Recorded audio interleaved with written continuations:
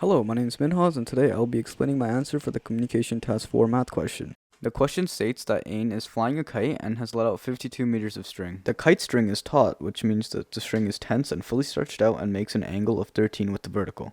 And we're asked to find the height at which the kite is flying from the ground. We're also asked to round our answer to the nearest meter, which means we have to round our answers to the nearest whole number. To begin, we can start by constructing a right-angled triangle by drawing a line perpendicular to the vertical line, which connects the vertical line with the kite. We now have a right-angled triangle with an angle of 13 and a hypotenuse of the length 52. We know that 52 is the hypotenuse because it is opposite to the right angle. We have to calculate the length of the side adjacent to the 13 degrees, since that is the vertical height of the kite. We can label this height as A.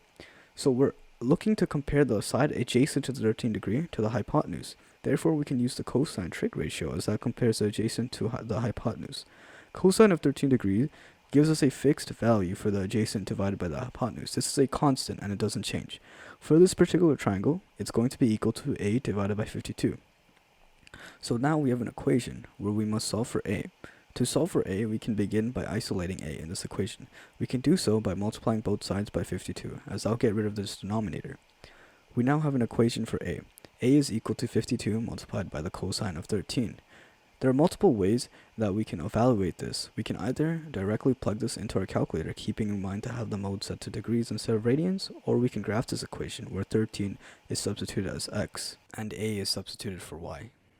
And if we graph this equation, the x will represent the different values for the angle of the right-angled triangle. The corresponding vertical height of this kite is represented by the y value.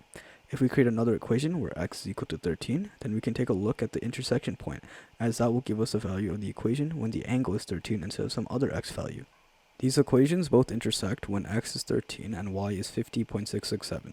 Therefore, our answer for y, or the adjacent, is 50.667, which we can round up to 51, since that's the nearest meter. So that means that the height of the vertical, or the height that the kite is flying from the ground, is 51 meters. To check our answer, we can just use inverse cosine to evaluate the ratio of the adjacent divided by the hypotenuse. The inverse cosine simply gives us what angle corresponds to the ratio of the adjacent divided by the hypotenuse in our right-angled triangle. I've created a simple table where I'm taking the inverse cosine of different adjacent values divided by 52, which is the hypotenuse.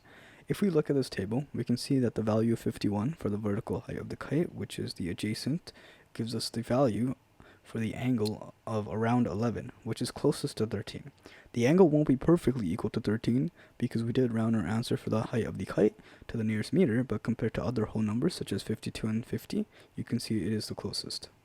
Thank you for watching, and I hope you enjoyed.